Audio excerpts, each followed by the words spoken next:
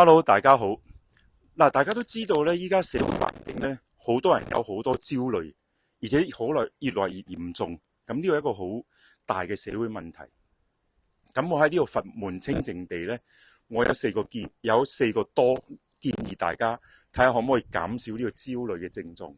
第一多咧就係多瞓覺啊，一定要睡眠充足，養好精神，先至會減低焦慮嘅程度。第二咧就係多運動，多運動咧，大家就會樂觀啲，向樂觀嘅方向咧，做多啲嘢。咁第三咧就多啲同人傾偈啊，無論咩都好啦，多啲傾偈就一定冇問題。你可以睇到咧，就算陌生人咧，多接觸多了解咧，你會見到眾生都係平等嘅，眾生都係平等嘅。